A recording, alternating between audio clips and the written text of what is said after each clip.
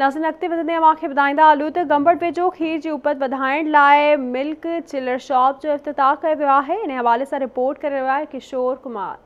गंबड़ भरिसां ॻोठ वॾा इलाइक़ा में खीर जी उपत खे वधाइण लाइ मिल्क चिलर शॉप जो आगाज़ कयो वियो, जंहिंजो इफ्तिताह लाइव स्टॉक ऐं फिशरीज़ जे मिनिस्टर अब्दुल बारी खान पिताफ़ी कयो। प्रोग्राम में लाइव स्टॉक जे सिंध जे मुख़्तलिफ़ इलाक़नि जे ऑफिसरनि ॻोठाणनि वॾे अंग में शिरकत कई। प्रोग्राम में आयल महिमाननि खे सिंध जी सकाफ़त, अजरक ऐं टोपियुनि जा तोहफ़ा पेश कया विया। प्रोग्राम में आयल लाइव स्टॉक जे डिप्टी डायरेक्टरनि खे लैपटॉप ऐं प्रिंटर पिण ॾिना विया। इन मौक़े ते लाइव स्टॉक ऐं फिशरीज़ जे मिनिस्टर इंजीनियर अब्दुल बारी खान पिताफ़ी मीडिया सां ॻाल्हाईंदे चयो त जेके उन ॻोठ जा भाॻिया आहिनि उन्हनि जो खीर सही माना में यूटिलाइज़ कोन थो थिए या उहो सही माना में मार्केट ताईं पुॼी कोन थो सघे ऐं उन मां उहो लाभ हासिल कोन था करे सघनि, या जेकॾहिं उन ॿार जे माण्हुनि खां अची करे जेकॾहिं को खीर खणे बि थो त उनखे मुनासिब रेट कोन थो मिले।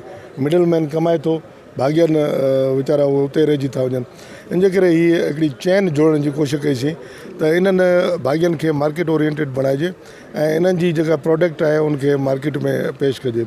ऐं उन सां गॾो गॾु इहा बि कोशिशि कईसीं त इनखे वैल्यू एडिड करे हीअ जेकॾहिं दोस्त कंदा त वधीक पैसा कमाए सघंदा। फ़र्ज़ु कयो जेकॾहिं हिकिड़ी उन ते MPG ते 30 भाॻिया आहिनि या 40 भाॻिया आहिनि या 50 भाॻिया आहिनि त उहो 50 भाॻियनि जो घर हली पए थो ऐं उन सां गॾो गॾु उन्हनि खे रेट सुठो मिले थो त उन्हनि खे बचत थिए थी ऐं उनजो दिलि वधे थो, उहे अञा जानवर वधाइनि था।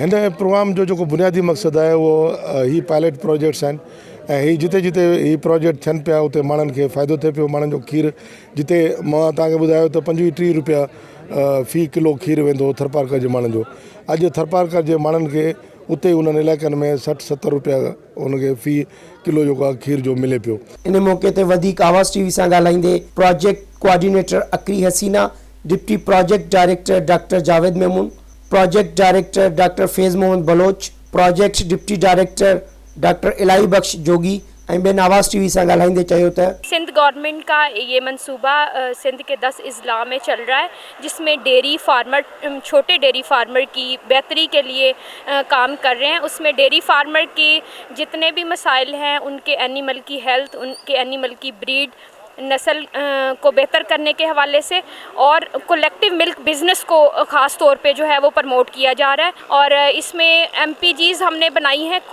Milk producing groups. उसमें हमारे डेयरी फार्मर हमारे मेंबर्स हैं, वो अपना दूध बेस्ट क्वालिटी मिल्क जो है वो अपनी ही MPG collective milk business shop के ऊपर प्रोवाइड करते हैं और इससे फ़ायदा ये हुआ कि डायरेक्ट फार्मर को अच्छा रेट मिल रहा है, गाँव की सतह पे लोगों का रोज़गार जो है डेवलप हुआ है। इन वक्त असीं जेको मार्केट एक्सेस जे लाइ ख़ासि कमु करियूं पिया उहो इन ई चिलर शॉप्स के शहर में इन्हनि खे इनकरेज करे, इन्हनि खे मोटिवेशन ॾेई असीं शहर जे अंदरि या वॾे स्टाफ ते इन्हनि खे हिकिड़ो वॾो शॉप खोलाए था ॾियूं।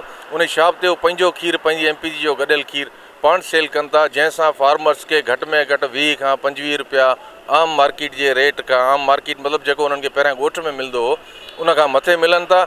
ऐं जानवरनि में पैदावार बि उन्हनि जी वधी आहे, उन्हनि जी असां जेका ट्रेनिंग कई आहे उन्हनि जे अंदरि पैदावार बि वधी आहे। आवाम खे त वॾो फ़ाइदो आहे, पहिरीं खीर दर बदर ॾींदा, हर माण्हू खे हितां खणी शहर अचनि या ॿिए खे अचनि या ग्वारो खीर वठी ईंदो।